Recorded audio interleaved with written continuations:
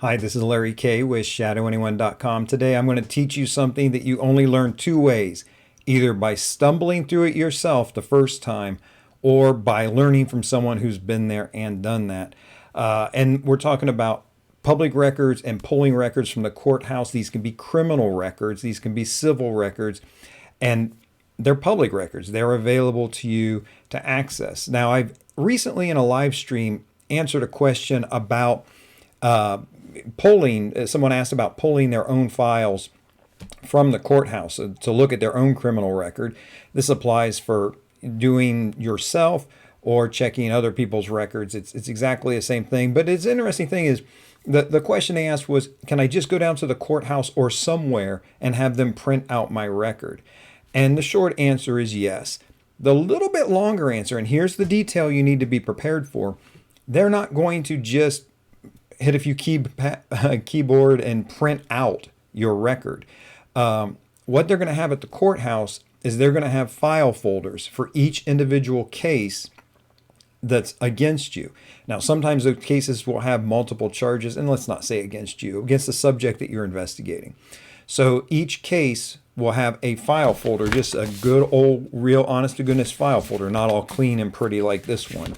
It'll have the documents and markings of a large place so they can find it more easily on the shelf.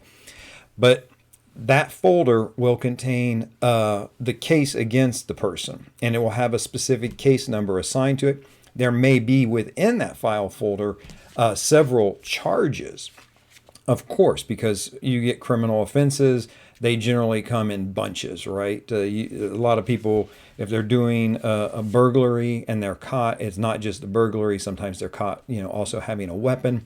Maybe they're a felon under a disability, meaning that they have a previous felony conviction. They're not authorized to have that weapon or that firearm.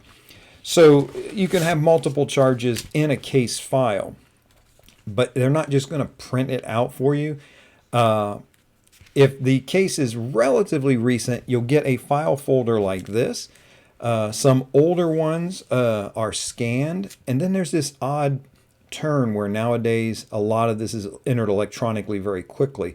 And there they may print out page after page of a file like this for you that's going to have the things like the indictment if it's a felony, the criminal complaint if it's a misdemeanor, the disposition of the case, how it turned out. All the people that they had to summons, all this kind of stuff. And I teach this in my public records mini course over at ShadowAnyone.com. You can learn all about this type of thing.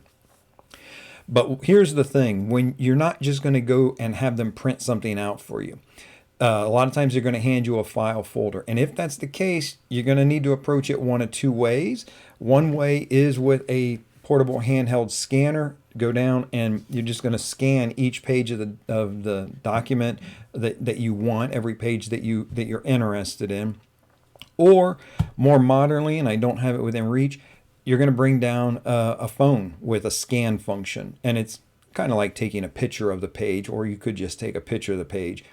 But it's very easy these days just to point your phone at a page, at one of the pages in this sometimes very thick files that you're going to have, and scan those images like that.